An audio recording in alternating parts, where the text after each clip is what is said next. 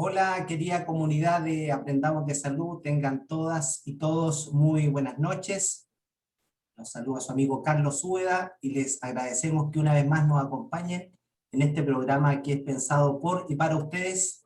Y esta noche ya ven que nos acompaña la doctora María José Sánchez Borges. Doctora María José, muy buenas noches, muchas gracias por haber aceptado la invitación del Aprendamos de Salud. Hola, Carlos, buenas noches, muchas gracias por la invitación.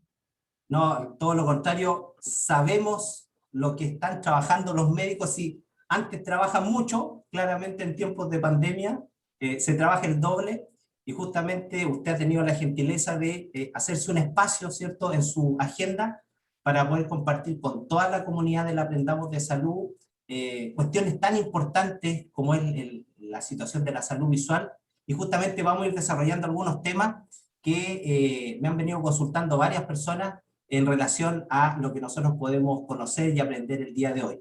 Pero antes de iniciar, ¿cierto?, la parte técnica, la parte específica, ¿cierto?, la parte médica, me gustaría que nos pudiera contar, porque yo sé que usted es ariqueña, estudió obviamente acá en nuestra ciudad, pero después hizo su formación de médico, ¿cierto?, de médico cirujano en la Universidad de Chile, pero además tiene un tremendo valor agregado y yo creo que eso es lo que hay que resaltar el día de hoy, que una ariqueña ha sido capaz de alcanzar tan importantes logros profesionales. Y bueno, no lo quiero contar yo, cuéntenos usted. Yo sé que usted hizo un doctorado que es cierto, un posgrado, que eso es adicional a su formación de médico, y no lo hizo en cualquier universidad, ni tampoco lo hizo en cualquier país, lo hizo en Alemania, en la Universidad de Heidelberg, una de las principales instituciones de educación superior, no solo de Alemania, sino del mundo. Entonces, si es tan amable, cuéntenos un poquito su historia profesional, mi querida doctora. Pues don Carlos, como ser autorreferente, no me gusta mucho eso, No, pero pero lo le que pasa, perdón, lo agradezco. que pasa es que es una tremenda motivación para la gente joven que nos ve, que claramente la y los ariqueños tenemos las capacidades, tenemos el punch para salir adelante y poder alcanzar las metas que queramos. Y claramente usted es un ejemplo de aquello, por lo tanto, le invito, así que no se me sonroje y cuéntenos, por favor, su formación profesional, si es tan amable. Ya quizá en ese contexto sí me parece más aprovechoso y quizás por ahí contarle un poquitito como de la experiencia personal y cómo lo hice, para que los jóvenes sepan que se puede hacer. Yo no nací en Arica, pero me siento ariqueña porque llegué acá a los 5 años y estudié toda mi formación básica y enseñanza media, la hice acá en Arica. Em, y primero se me abrió un poquitito el mundo cuando mis papás tuvieron la genial idea de meterme en estos programas de intercambio que hay en Arica, que en esa época ya existían, que fue la AFS, pero hoy en día existen distintos programas de intercambio también. Entonces, en cuarto medio, yo me fui a estudiar un año a Estados Unidos por estos programas que son para los jóvenes justamente, y eso cuando uno es chico y está como esponja absorbiendo cosas, le cambia el mundo, creo yo. Le cambia la visión, uno sale de su ciudad chica y se da cuenta que existen otras realidades, ¿cierto? Y tuve esa experiencia muy linda y muy fuerte que yo creo que me marcó para toda la vida y de ahí, a partir de ahí, digamos, siempre quedó como ese bichito de salir, de salir de nuevo. Y aparte que a uno le da ese plus de manejar otro idioma, ¿cierto? Cuando uno es chico aprende los idiomas mucho más rápido y eso a uno le sirve también para toda la vida y para la carrera, sobre todo en el transcurso de la carrera. Eso, Se le si abren muchas usted puertas. me disculpa, yo quiero resaltar el tema del segundo idioma. Es una cuestión tan importante en un mundo globalizado como estamos. Hay que tener claridad absoluta que el idioma en el cual se comunica por lo menos, ayer leía algo de 1.800 millones de personas son las que hablan inglés, 1.800 millones de personas, y en el mundo seremos 7.500, 8.000 personas, y no es que todos sean de países anglosajones, para nada, es que la gente se ha ido dando cuenta que para tener mayores y mejores oportunidades en la vida, el manejo particularmente del inglés, algunos dicen el chino, pero bueno, todavía China no despega tanto, pero ahora el inglés es absolutamente fundamental. Entonces, lo que usted nos cuenta, sin duda alguna, es una actitud, una acción que los jóvenes que quieren emprender sin duda debieran hacerlo. Sí, y yo quiero decir, bueno, no sé exactamente cómo será la situación de esta institución en particular, pero yo sé que sí sigue siendo bien activa en Arica y existen becas, no es algo exclusivo para cierto grupo de personas, sino que realmente va más por el lado de la motivación que tengan algunos jóvenes de ver otras realidades, po, y se puede hacer. Y existen distintas instituciones también, no solo es, pero bueno, así como le decía, partió ese interés. eh, Desde chica siempre tenía claro que quería estudiar arte o medicina, eran como las dos cosas, una de las dos. Entonces al final, bueno, eh, preferí ser médico con el arte como hobby que ser artista con la medicina como hobby, que Claro. me aconsejó un sabio artista en esa época. Así que bueno, decidí empezar a estudiar medicina, quedé en la Universidad de Chile en esa época, fue justo cuando había vuelto de mi intercambio, tuve 6 meses y para prepararme y después de eso en esa época se da la preaptitud. Que Ha no le cambiado tenga harto esa, eso. que yo también la vi, así que tranquila. Sí, así que bueno, ahí se cae el carnet al tiro, pues no sabe el qué, pero quedé en la Universidad de Chile, muy feliz de pertenecer a esa casa, la verdad, orgullosa de pertenecer a la Universidad de Chile y de los docentes que tuvo. Los honro hoy día porque de verdad que esos profes antiguos, semiólogos antiguos que tienen toda una vida en el cuerpo y que se nota cuando uno aprende de primera mano, así que honro a mis profesores hasta el día de hoy, los recuerdo con mucho cariño y respeto. Y, y bueno, esos años en la carrera, eh, tuve ahí entre medio mis momentos artísticos también. En la universidad lo lindo es que uno realmente va a crecer como persona, no solamente a adquirir conocimientos, sino que a foguearse y rozarse con otras disciplinas también. Pues ya en esa época en la Chile habían empezado de poquitito con estos ramos electivos, donde uno podía tomar, por ejemplo, ramos de filosofía en la facultad del lado de lo humanista, digamos, complementar un poquito su carrera, que para mí era algo que era súper importante vivir también durante ese periodo de formación. Bueno, la verdad es que en quinto de medicina, antes de entrar al internado, bueno, antes de llegar al quinto año en realidad, tenía siempre esa inquietud de irme de nuevo afuera y tener la experiencia de estudiar de alguna manera. En esa época no había muchos programas de intercambio como hay ahora, Exacto. pero siempre pensé en el quinto año, que era como justo cuando terminaban los ramos teóricos y antes de empezar el internado. Entonces, finalmente averigüé, pucha, mandé correos para todos lados y averigüé, no existía ningún programa de intercambio para medicina. Al parecer era más engorroso el tema este de la convalidación, pero yo quería irme, así que empecé a aprender, la verdad, alemán, eh, como mamá en el tercero, tercero, segundo, tercero de medicina, y ya había acumulado harto conocimiento, según yo estaba lista, así que en quinto, después de mucha insistencia, hablé con mis padres y les dije que quería congelar, porque la verdad es que como no existían intercambios oficiales, Claro. no había posibilidad de que me convalidaran ese año tampoco, entonces dije ya bueno, voy a congelar un año, que de todas maneras eso también quiero quizás entregárselo a los jóvenes. Un año no es un año menos, es un año más de experiencia, o sea, el hecho de a veces retrasar los estudios un año en pro de adquirir otro tipo de conocimiento siempre es un plus, nunca es un año menos. Uno cuando es joven mira esto así como que quiere acabar al tiro, quiere terminar en lo justo Es y verdad. terminar el colegio y entrar a la universidad al tiro y todo, y en otros países no es así. En otros países los jóvenes se toman 1 o 2 años, entre comillas, sabáticos, que son para viajar, para vivenciar, para aprender, y eso es Para tremendamente crecer, en el enriquecedor. fondo, para crecer. Para crecer, claro, sí.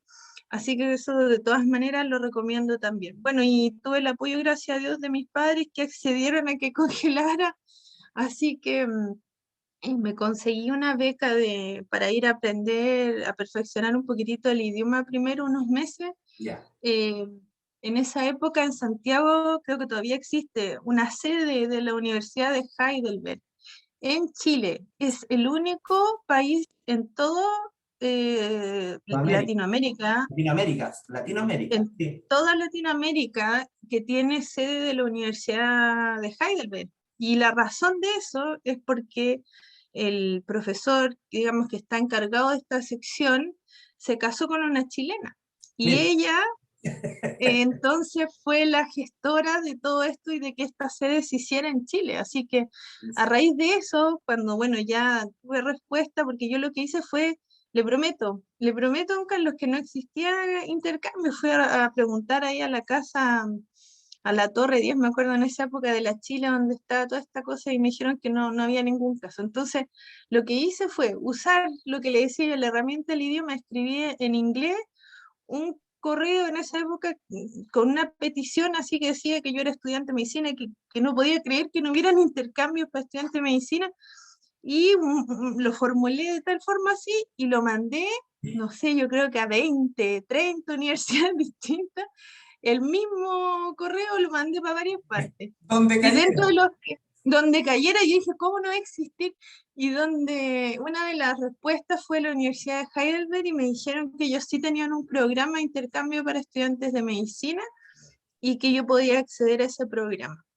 Así que así empezó, pues después descubrí que existía esta sede, empecé ahí a ir a catetear hasta que logré que me aceptaran también como estudiante de idiomas un semestre. Y así fue que me fui, pues congelé, estudié primero el idioma porque para poder entrar a la clínica, digamos, diaria de atender pacientes es otro nivel de idioma que uno tiene que manejar. Y después de eso entré a hacer primero ginecología, que era mi primera vocación, digamos. Hice una práctica en el hospital en ginecología y después de eso pasé por oftalmo al final pensando como segunda opción, que no quería decir que no, porque bueno, mi padre es oftalmólogo, pero yo, usted sabe, como Ya un buena médico, ya un rebelde, médico. oh, ¿Cuántas personas no hemos tratado con él? sí, pero sí, pero sabe que igual, usted sabe, entre la rebeldía yo no Claro. quería pues seguir sus Sí, pasos, sí. quería formar mi propio camino, así que quería ser ginecóloga a toda costa. Y yo dije, bueno, para no renegar tanto de él, voy a probar nomás, para decir que probé y que no me gustó. Y claro, pues lo probé y me encantó. Y te Así terminó que ahí enamorándose de la fue, oftalmología. fue lo peor, claro, no tenía ninguna excusa. La verdad que fue hermosa la experiencia que tuve en oftalmología. Eso, tuve un año al final en total. Y después de eso me tocaba volverme, pues volverme para continuar mis estudios en la Chile.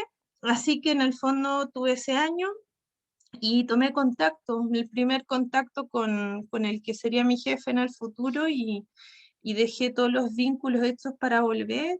Y la verdad es que cuando regresé terminé el internado y después de esos 2 años de internado me gradué en la Chile y contacté a mi jefe de esa época en Alemania y me invitó a hacer investigación con él. Así que ahí fue que volví ¿Y cuando me cuántos años recibí, trabajé estuvo una época. eso? ¿Y cuántos años estuvo en Sí, Alemania finalmente? em, estuve en total, o sea, al final estuve 8 años más. Me quedé allá después de que volví la segunda vez, empecé a hacer investigación con él, hice un doctorado en todo el área de investigación de cirugía refractiva y lentes intraoculares, con cirugía de catarata, digamos, y lentes intraoculares piloto. Ahí teníamos un centro que era bien especial porque era un centro pionero de referencia a nivel mundial, entonces nos llegaban todos los prototipos de los lentes intraoculares que se estaban recién desarrollando y pudimos participar de un montón de estudios bien interesantes. Y conocer ese mundo por dentro fue alucinante, porque la verdad es que uno se da cuenta como a un nivel muy alto de investigación es increíble, mientras más secos, por decirlo en idioma bien coloquial, son los científicos, más humildes son. Yo me codié con los inventores de las fórmulas que a nivel mundial se conocen, los precursores, los que inventaron los primeros lentes intraoculares, que ahora se toma como algo tan banal, que es algo tan rutinario, digamos, o la cirugía de láser, por ejemplo, para dejar de usar lentes como algo tan normal, pero yo me codié con estos señores que eran viejitos ya y que fueron los precursores de todo esto y eran tremendamente humildes, eran totalmente transversales, escuchaban lo que uno tuviera que preguntar y aportar, jamás nunca, digamos, mirando menos, criticando, jamás me sentí discriminada o cuestionada por ser latina, al revés, todo lo contrario, la gente con un respeto increíble, mis pacientes también, que eran un público de pacientes alemanes mayores, gente bastante tradicional, digamos, que quedaban por ahí todavía, incluso algunos sobrevivientes de la Segunda Guerra y gente muy respetuosa, o sea, eso lo tengo que decir sí o sí, la imagen que uno tiene muchas veces de Alemania no corresponde en absoluto con la realidad. Oiga, Y ¿verdad?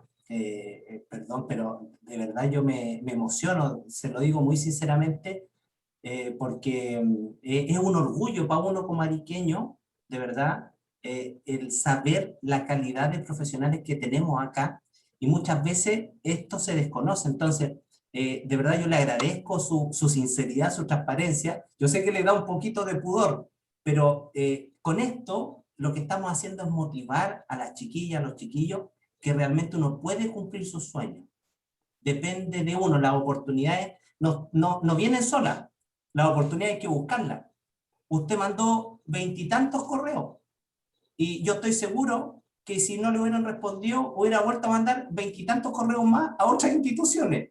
Es decir, la perseverancia, las ganas de lograr las cosas son fundamentales, la actitud que uno tenga, la actitud que uno tenga. Entonces, de verdad, para nosotros es un tremendo honor y además yo me siento doblemente orgulloso porque nosotros somos colegas en la Universidad de Tarapacá, porque usted es académica, ¿cierto?, de nuestra carrera de medicina, y por lo tanto compartimos trabajo y este espacio del Aprendamos de Salud, como lo hemos comentado, es gracias justamente al apoyo de la Facultad de Ciencias de la Salud de nuestra Universidad de Tarapacá y también nos apoya Rotary Club Parinacota.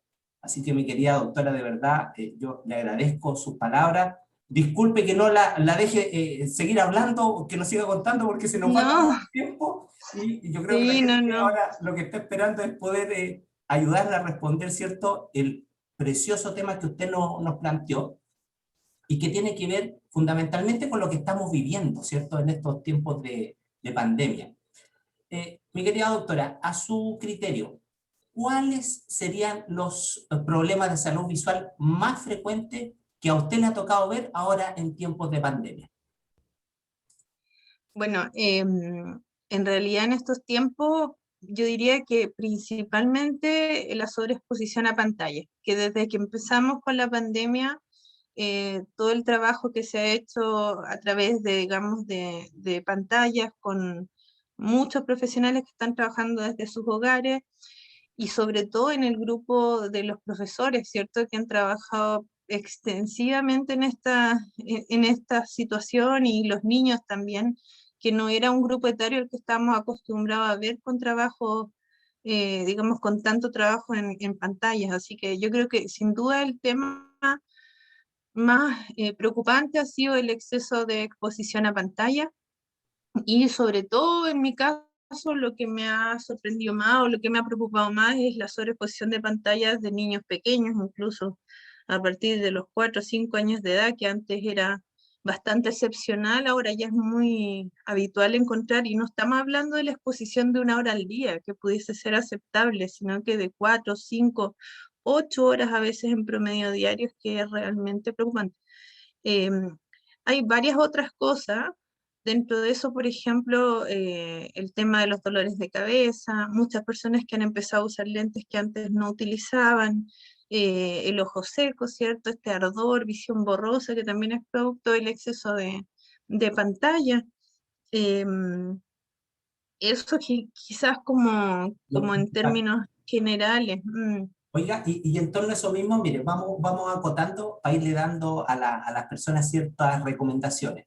En el caso de estos problemas visuales, y particularmente con esta sobreexposición de pantalla, ¿cómo esto nosotros pudiéramos evitarlo? Claro, lo más sencillo sería no estar en la pantalla, pero como usted bien dice, las personas que trabajamos, por ejemplo, en educación, y los mismos alumnos, nuestros hijos, ¿cierto? Nuestros hijos, la educación en estos tiempos de pandemia ha sido frente a una pantalla. Entonces, en ese sentido, sugerencias para poder evitar eso o disminuir las molestias, por último, doctora.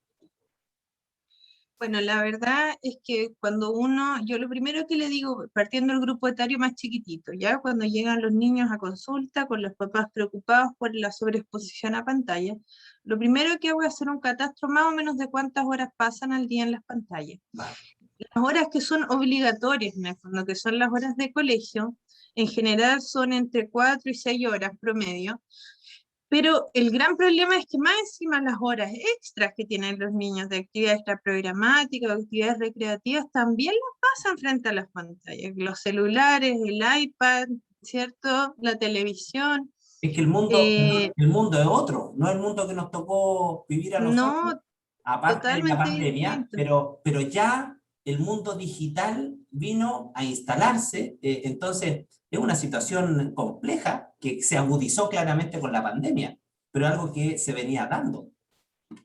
Sí, de todas maneras. Entonces, lo primero que le digo a los papás es que, bueno, partamos con que las horas obligatorias no las puedan cambiar, pero las horas extra opcionales sí dependen de ustedes. O sea, ahí sí que los padres pueden por lo menos buscar otras alternativas, sobre todo en la semana, para no sobreexponer a los niños a horas donde en realidad deberían tener actividades recreativas. Entonces, muchas veces con todos estos encierros que han tenido los niños y que lamentablemente han pasado cuarentenas donde ni siquiera se han preocupado de tener, digamos, permiso para que los niños salgan a tomar aire fresco, porque si no sé si se acuerda que hemos pasado por cuarentenas con distintos tipos de cosas, digamos. Primero, ningún tipo de permiso, después permisos para los niños en horarios restringidos. Ahora no hubo ningún permiso para los niños tampoco, sino que habían horas para deporte que eran muy, muy temprano en la mañana y la mayoría de los niños se tenían que sentar ya a las 8 de la mañana frente a una pantalla, por lo tanto esas horas no eran para ellos.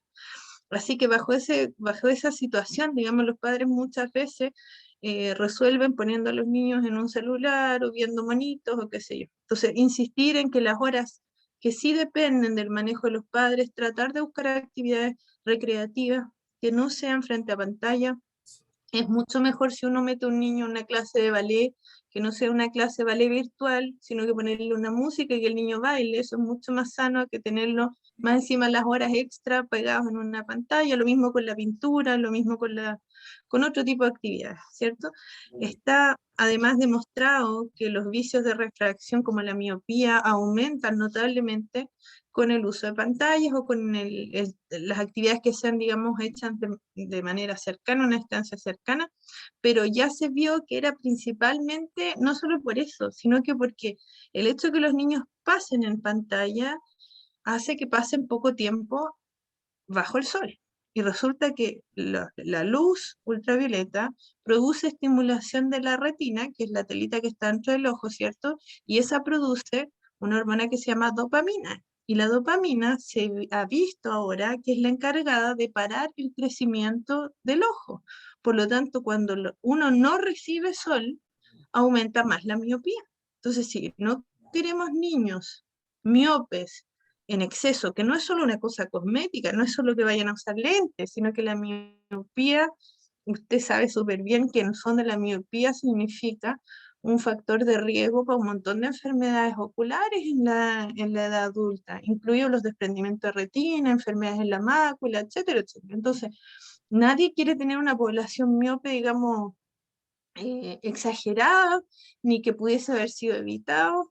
Por lo tanto, es importante tener claros estos conceptos. Al ojo le hace bien recibir sol, independiente de la vitamina D que nos hace bien a todos, para el sistema inmune, ¿cierto?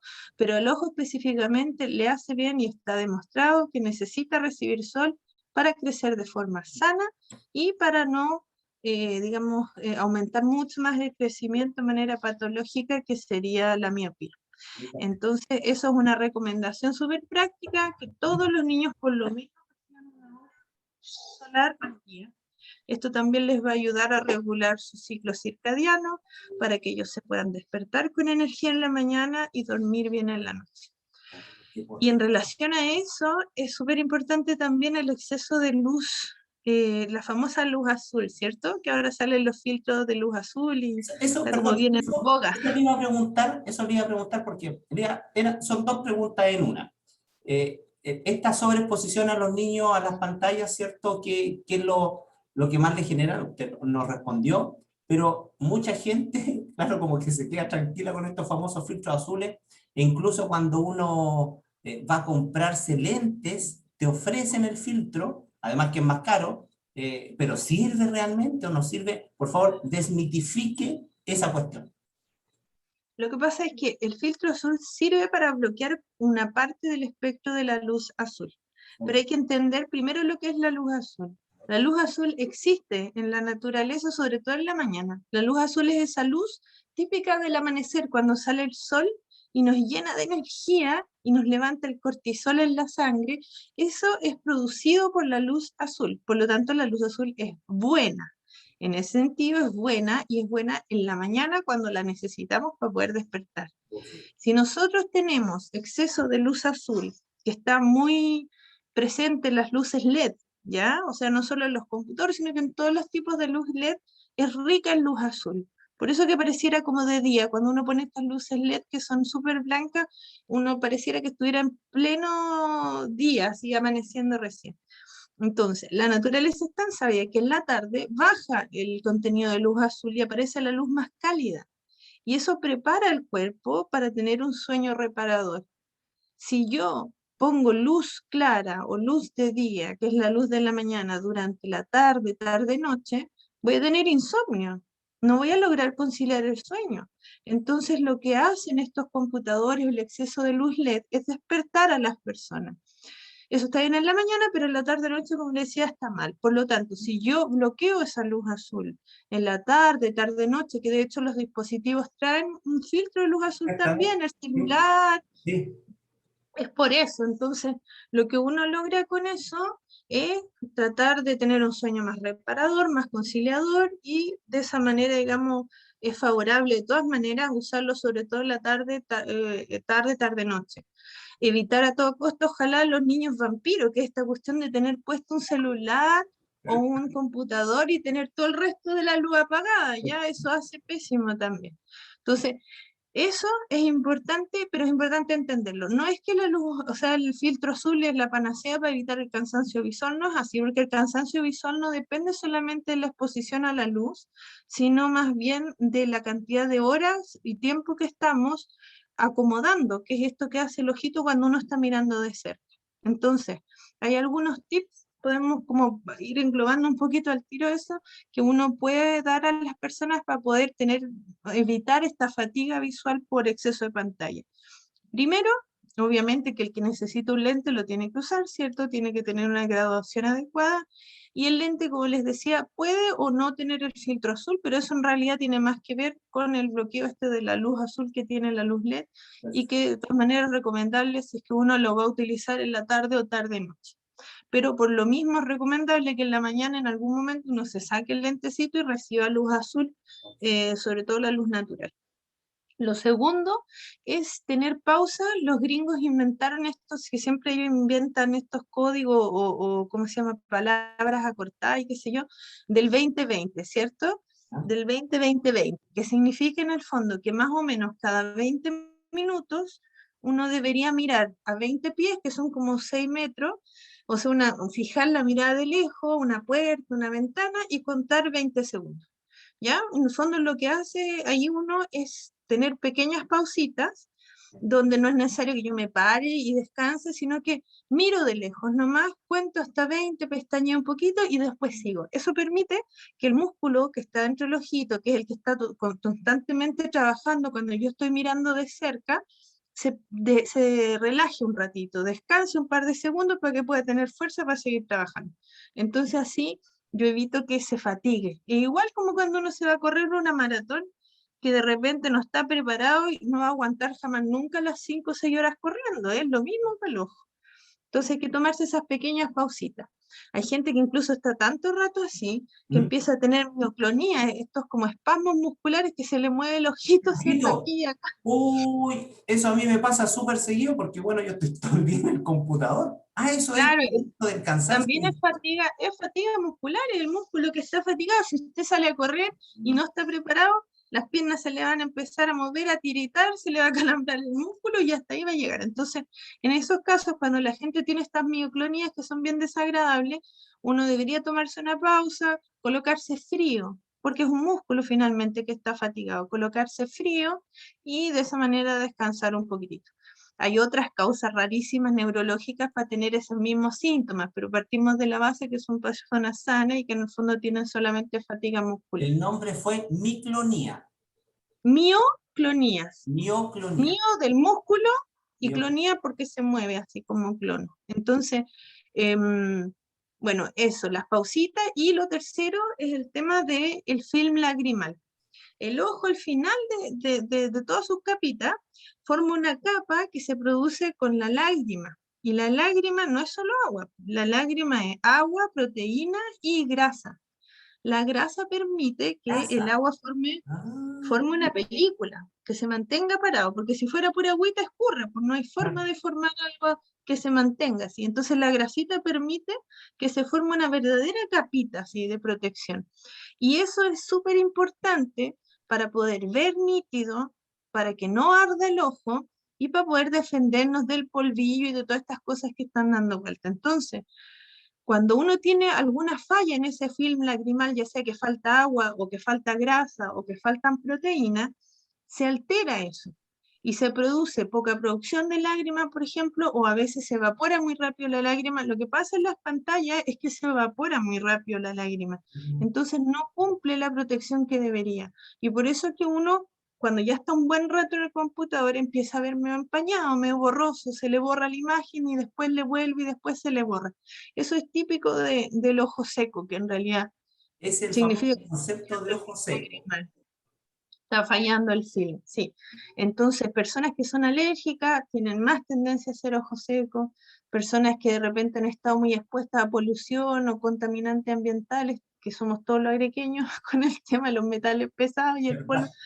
Entonces, tienen más ojos secos, la gente que trabaja en minería tiene más ojos secos, la gente que ha sido operada de LASIK, por ejemplo, para dejar de usar lentes con tratamientos de láser, tienen más ojos secos, la gente con enfermedades autoinmunes o problemas de la tiroides tienen más ojos secos, y las personas mayores de 50 años, las mujeres con menopausia, síntomas de climaterio, tienen más ojos secos.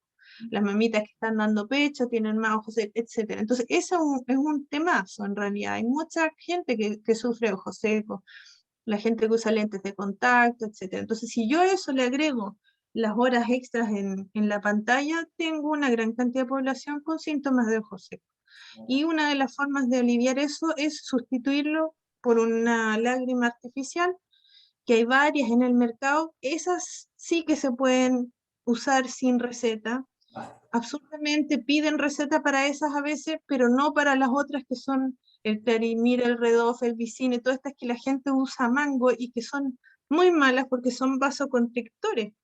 Eso significa ¿Serio? que aprietan los vasos y eso hace que el ojo se vea blanco porque el vasito está completamente apretado, pero al estar apretado no llega oxígeno al ojo. Por Oh, lo tanto, el ojito como no tiene oxígeno y quiere más oxígeno, forma más vaso. Y por eso es que la gente que usa esas gotas se vuelve dependiente, porque usted deja de usarlo y el ojo se le pone rojo como conejo. Entonces, eso hay que cortarlo y hay que empezar a usar lubricante. Que eso en el fondo lo único que hacen es nutrir el ojo y la lágrima para poder perdón, evitar que se doctora. corte. ¿Y uno cómo debiera pedir en la farmacia correctamente ese tipo de gotas artificiales? ¿Qué debiéramos decir?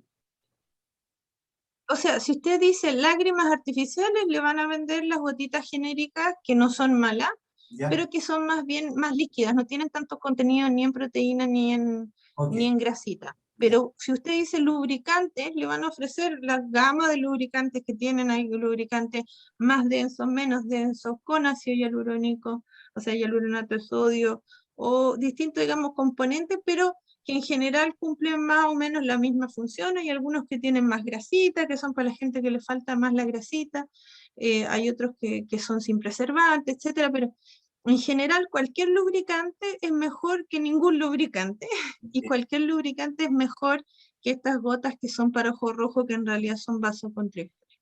Oye, Entonces, sí, ¿qué, qué, incluso los niños pueden usar lubricantes, ya sobre todo los nuevos que son sin preservante. Y por ahí ya tenemos 3 cosas que podemos hacer para tratar de evitar esta fatiga visual, que a propósito ya tiene hasta nombre, todo este daño visual que se produce por el exceso de pantalla. Entonces tenemos el uso adecuado de anteojos, las pausas, estas 20-20-20, y el uso del lubricante. ¿Ya? Y obviamente que la restricción de la exposición a pantalla en los niños, hay estudios que ya se han hecho. Los niños menores de 2 años tienen 0 exposición a pantalla permitida, 0. Cuando cero? yo veo bebés con celular me duele el alma porque en realidad creo que a sus papás nadie les ha dicho eso. O- Produce un daño tremendo la exposición a las pantallas y mientras más cerca está la pantalla es peor, o sea, el celular es más dañino que la tele, ¿ya? o- Y eso no solo para los ojos, sino que para el me golpeó, porque ¿cuántos papás hemos hecho esa burrada? claro, uno no lo sabe, más encima que muchas veces me pasa ver a los niños esperando en la sala de espera con el celular, que es súper entendible. Yo soy mamá de 3 niños chicos, entiendo perfectamente la tortura de una madre esperando en una sala de espera con niños chicos, pero resulta que es lo peor que uno puede hacer porque se genera un circuito de adicción equivalente al de un cocainómano.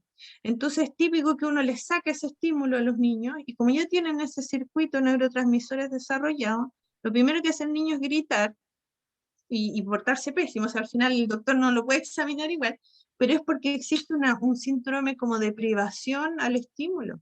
Entonces, yo les digo esto a las mamás y, chuta, y se caen de espalda así, me dicen, nunca me habían dicho algo así tan fuerte, pero de verdad que se los digo con todo el cariño que les tengo y pensando en que es algo que ya está científicamente comprobado.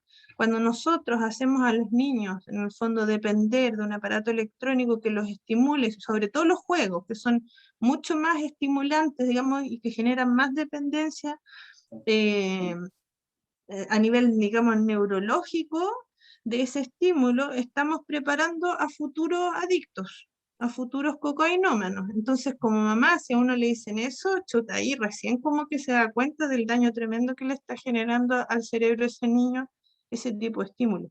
Entonces, como decía, los menores de 2 años, 0. Nada.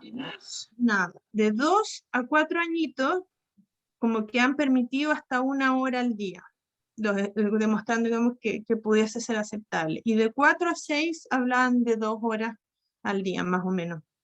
De 4 a 6 y más. Entonces, obviamente que estamos muy por sobre los parámetros de lo que se recomienda. Y entendiendo las circunstancias y todo, creo que igual es importante sentarse a discutir sobre estos temas y tomar medidas en el asunto, porque si no vamos a tener una población de adolescentes, ni siquiera de adultos, con serios problemas ya al mediano plazo, digamos. Oiga, de verdad quedé medio choqueado con todo lo que nos has dicho porque es la información, bueno, no tengo por qué saberlo, pero yo creo que muchas de las personas que están compartiendo esta información y que después van a ver el video, sin duda alguna les van a servir mucho los tips que usted nos está entregando. De verdad, muchas gracias. Permítame que saludemos a las personas que nos están acompañando. Bueno, en primer lugar, agradecer nuevamente, ¿cierto?, a la Facultad de Ciencias de la Salud de la Universidad de Tarapacá, a sus académicos, a sus alumnos, quienes están siempre dispuestos y disponibles justamente para poder colaborar en este espacio de aprendizaje para la comunidad de Arica y Parinacota. Pero esto fue pensado justamente para nuestra región, ¿cierto? Pero el Internet nos permite ampliarlo y llegar a otros lugares que nunca hubiéramos pensado. También agradecer a la gente de Rotary Club Parinacota, mi club rotario, donde permítame, voy a pasar un aviso. Vamos a hacer nosotros una actividad solidaria, ¿cierto? Que se le ha llamado el chaquetazo, donde vamos a juntar parcas, ¿cierto? Chalecos, para poder ir en ayuda de nuestros compatriotas de la comuna de General Lagos. Así que las personas que tengan por ahí alguna chaquetita en buenas condiciones, esto va a ser para adultos mayores, se pueden comunicar por interno conmigo, ¿cierto? A través de los medios de comunicación que tenemos por Facebook, por Instagram, para que si tienen algo para poder colaborar, nosotros con todo gusto vamos a la casa y llevamos esa chaquetita a la y los abuelitos de nuestras comunas del interior. Mi querida doctora, mire, hay una consulta. Ante eso, quiero agradecer a la señora Rosa Elena Gamarra, ¿cierto? Que dice excelente el trabajo, y la señorita Susi Rodríguez, una gran amiga, ¿cierto?, de todos nosotros, nos dice, buenas noches, y muchas gracias a la doctora por la explicación que ha dado. Una consulta, mira qué interesante.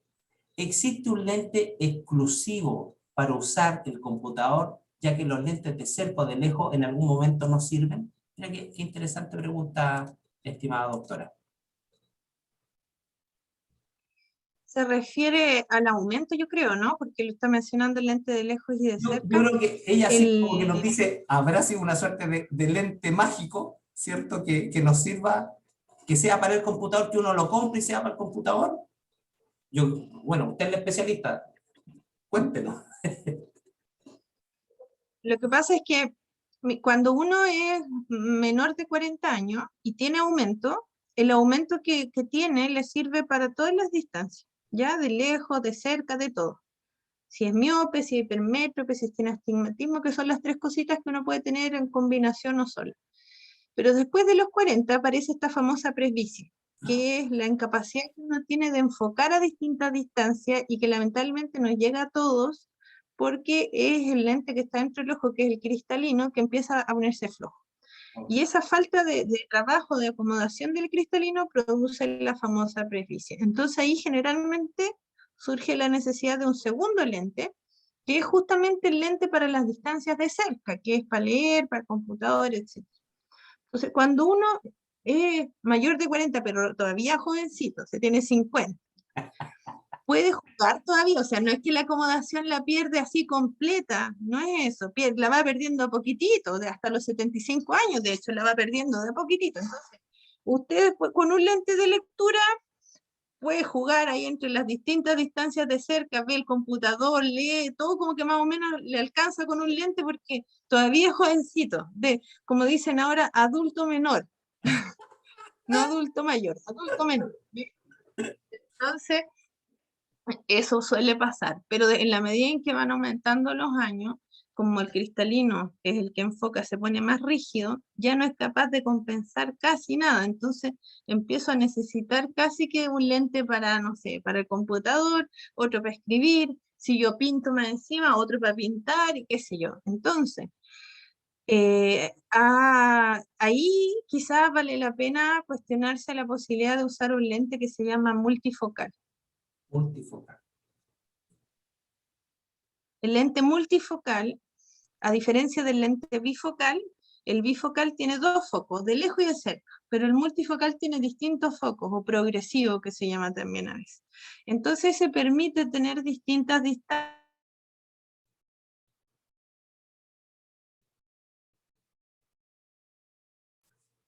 Parece que se nos cayó la doctora. No, ahí vuelve la doctora, en gloria y majestad, ahí volvió. Doctora, nos habíamos asustado.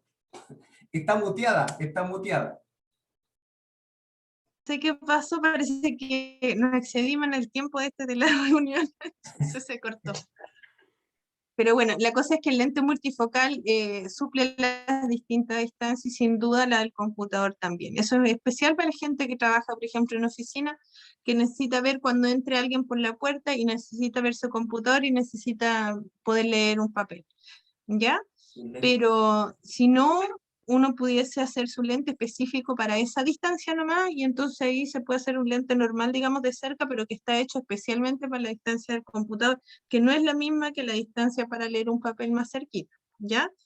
En el fondo, entender que las distancias van a depender de qué tanto funciona todavía mi lupita que tenemos dentro del ojo, el cristalino. Perfecto, no, súper, súper clarito, muy amable. Oye, agradecer también a Denny Araya, un amigo, ¿cierto?, de muchos años de la universidad, amigo notario también, y él justamente, Denny, nos hace el comentario, estimada doctora, que a su hijo le recetaron lentes para las clases virtuales con filtro azul. Así que, bueno, mal no le va a hacer, ¿cierto? Mal no le va a hacer. No, ojo, o sea, yo también receto los lentes con filtro azul, ¿ya? Lo que pasa es que a mí me interesa que entiendan lo que hace el lente y lo que no hace el lente, ¿ya? Y en el fondo, obviamente que cuando hay una sobreexposición a la luz, como decía antes, no es malo filtrarla. Lo malo sería, por ejemplo, usarla pensando que me va a quitar cansancio visual, cuando en realidad no va por ahí solamente el cansancio visual. O usarla todo el día y resulta que me estoy bloqueando la luz azul en la mañana que me hace bien, ¿ya? Cosas así. Perfecto, perfecto. También agradecer a Christopher Chambría, que nos dice buena información, gracias. Bueno, agradecer a todas las personas que se han dado el tiempo de seguirnos, de escribir. Y justamente la gracia de esto que tienen esta entrevista es que no solamente se acota en el tiempo que estamos en directo, sino que después la gente lo puede remirar las veces que lo estime conveniente. Bueno, mi querida doctora, yo no quiero abusar de usted porque como nuestra idea es generar esta comunidad de colaboración, después en un par de meses más, no luego, un par de meses más, la vamos a volver a invitar para que toquemos algún otro tema, ¿cierto? Porque son, yo creo, infinitos los temas relacionados con los problemas de la salud visual. Y para poder ir cerrando, ¿cuándo usted nos diría que sí o sí debemos ir al oftalmólogo? ¿Cuál es esa recomendación? ¿Es como ir al dentista cada un año, cada 2 años, depende de la edad? Denos luces, por favor, en torno a cuándo debemos ir a visitarla a usted. Los niños, todos antes de los 6 años de edad, ya eso es re importante, antes de que lo ideal sería los 4 años, ya, y sobre todo niños que tienen antecedentes, los papás con algún aumento muy grande, un hermanito con lentes muy grandes, niños que tengan estrabismo, obviamente todos esos casos antes, pero si no, entre los 4 y los 6 años de edad, todos los niños deberían tener un control sano oftalmológico para cerciorarnos que no necesitan lentes antes de que entren a primero básico. Después, en el transcurso como del colegio, dependiendo si aparecen dolores de cabeza que no tienen otra explicación, cuando de repente uno ve a sus hijos achinando los ojitos, se acerca mucho para ver la tele, todo ese tipo de cosas, o dolores de cabeza, molestias al leer también, que ahí hay otros temas como la insuficiencia de convergencia que pueden producir molestias, ahí hay que consultar. Y en los adultos, yo diría que los adultos antes de los 40 años, los que son usuarios de lentes, se recomienda de todas maneras que tengan un control anual máximo cada 2 años, en caso de que sean usuarios de lentes. Eh, Ahí, claro, si uno se pone a hilar más fino, hay algunos que quizás no necesitarían ir todos los años, como la gente que tiene astigmatismo, porque el astigmatismo no cambia mucho. Pero es difícil entender eso en realidad como usuario de lente, uno se da cuenta. Si uno tiene astigmatismo, sabe que su lente en general no ha cambiado mucho con los años. ¿Ya? Y cuando uno ya tiene 40, empieza la famosa presbicia. Es una etapa súper desagradable porque la verdad es que uno está como que no es ni chicha ni limonada, todavía como que no necesita el lente todo el rato, pero no ve tan bien sin lente, entonces no ve ni muy bien de lejos, ni muy bien, no, es de verdad una etapa bien ¿Le puedo complicada, decir así que algo? paciencia. Perdón, ¿le puedo decir algo? Dígame. Desde la experiencia de mis 47, desde los 40 hasta ahora ha sido un calvario, es un suplicio y cada vez veo menos. Y esto, sin estos lentes, no, veo todo borroso, así que la presbicia sin lugar a duda te cambia la vida, te cambia la vida. Y claro, hay que ir al Sí, oftalmólogo, es la única forma, no hay otra, porque sin lente sí. no puedes hacer nada. No, uno se empieza como a resistir un poco, entonces está como esta momento así medio intermedio, como le digo, ni chicha ni limona. Yo también estoy en eso, así que por eso lo digo con conocimiento de causa. Y bueno, también a partir de los 40 siempre el oftalmólogo hace una medición de la presión intraocular de manera preventiva, porque el glaucoma es una enfermedad bastante, digamos, prevalente a pesar de todo y es silenciosa. Entonces la única forma de diagnosticarla a tiempo es en el fondo previniendo, es teniéndola en mente. Así que eso es re importante, que por lo menos a partir de los 40 la gente se haga un control para ver cómo está la presión del ojo, cómo está el fondo de ojo, un chequeo general. Y si uno tiene antecedentes familiares directos, mamá, papá, con glaucoma, algún hermano, obviamente que con mayor razón. Eso, pues, y después ya más viejito, el último grupo, digamos, cuando la gente ya es mayor y siente que empieza a ver borroso, Perdón, a adulto pesar de que mayor. tiene Adulto mayor. adulto mayor ahora, no Muy adulto bien. menor, adulto mayor. Cuando empiezan a ver así, como yo les digo, como que está metido dentro de la camanchaca. Ese es, es muy ariqueño eso, muy nortino, pero es la Así se descripción ven. más exacta. Es cuando la catarata ya está agarrando un poquitito más de fuerza, cuando la catarata va avanzando, ¿Ya? uno va empezando a ver en la noche, por ejemplo, las luces como unas aureolitas así alrededor. Eso es bien típico de las cataratas, y esta sensación como de que veo los colores más opacos, estoy metido como dentro de la camanchaca. Eso es típico de la catarata, y ahí también hay que preguntar porque eso es operable y uno puede recuperar la visión bastante bien. Y lo último, ya los que quieran dejar de usar lentes. Esos también pueden ir a consultar porque la cirugía refractiva, que es mi área, también es una de las formas de tratar y de dejar de usar lentes, sobre todo cuando uno tiene menos de 45, entre 21 y 45 años como la edad ideal. Ah, mira, buen dato ese, buen dato. Ya la voy a ir a ver con mi hija Denise. La voy a ir a ver. Cuando usted quiera. Eso, Vale. pues, muchas gracias por la invitación. Cualquier duda que haya, así como media retroactiva, usted me avisa, y para dejarles mi contacto para que la gente se comunique con nosotros. Mira, muchas gracias. Doctora, ¿dónde la encontramos desde el punto de vista de sus atenciones? Yo ahora estoy trabajando en la clínica principalmente, porque también estoy haciendo docencia y también trabajo con los pacientes del CEFAM, pero por el tema de COVID ya no nos estamos, digamos, movilizando hacia los CEFAM, sino que estamos ofreciendo las instalaciones de la clínica, que son más grandes, por lo tanto la gente puede esperar sin estar haciendo fila y cosas hacia afuera. Así La que clínica que está ahí en 18 de septiembre. El nombre de la clínica es... sí, la clínica oftalmológica Arica, Muy es bien. que la gente la conoce como la mezquita, me da risa porque A le ver, cambiaron el color, pero igual sigue pareciendo mezquita. Pero ahí, bueno, en la clínica somos 4 oftalmólogos, así que si no estoy yo, están los otros doctores también, y la verdad es que, bueno, cualquier cosa que necesiten, estamos a la disposición de la comunidad. oiga, muchas gracias. De verdad, nos pasamos en el tiempo. Sé que usted está súper cansadita, así que a nombre de toda la comunidad del Aprendamos de Salud, le quiero dar las gracias y desearle lo mejor del mundo, lo mejor del mundo, y qué bueno que se vino a Arica a podernos entregar todo su conocimiento, su formación, así que muchas gracias, mi querida doctora. Le mando un gran abrazo, cuídese mucho. Gracias, don Carlos, muchas gracias por la invitación de nuevo, y nada, pues a los ariqueños que andan por ahí en el mundo patiparreando, que vuelvan a aportar, que Eso, aquí está, somos de aquí, así que hay que volver. maravilloso. Muy buenas noches, muchas Qué gracias. bien, Chao. chao, gracias.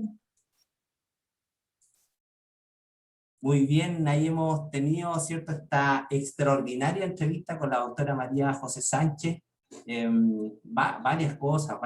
Lo primero, resaltar la historia de vida, el ejemplo de una mujer, ¿cierto?, perseverante, con motivaciones de superarse, y los logros profesionales que ella ha alcanzado. Pero lo más relevante de eso es la humildad que ella tiene, la humildad que ella le da a sus pacientes, porque, ¿cierto?, Ali, que es muy chiquitito y todos nos conocemos, todos sabemos cómo funciona esto, y sin duda alguna la doctora María José es una gran oftalmóloga para nuestra región. Así que, mis queridas amigas, amigos, a nombre de la Facultad de Ciencia de la Salud de nuestra Universidad de Tarapacá, la universidad pública de nuestra región de Arica y Parinacota, pero que también somos una de las universidades públicas que estamos en la región de Tarapacá, les quiero dar las gracias por su participación. Asimismo, agradecer y saludar a Rotary Club Parinacota, mi club rotario, que tuvimos cambio de directiva. Así que desearle todo el éxito del mundo a mi querido amigo, hermano Luis Béjares Castro, quien asumió la presidencia de Rotary Club Parinacota justamente a partir del 1 de julio. Así que mucho éxito, mi querido Luis, para usted y para toda su directiva. Bueno, y a todas y a todos, darle las gracias por la confianza. Cada día el Aprendamos de Salud va creciendo más. Estamos ya en Instagram, siempre mis hijos me corrigen, Instagram, así que ahí también vamos a poder difundir la información que estamos dando. Sin más, desearles lo mejor para ustedes, a pesar que se flexibilizó el paso a paso, hay que tomárselo con harta calma, la pandemia no ha pasado, por lo tanto, a seguir cuidándose.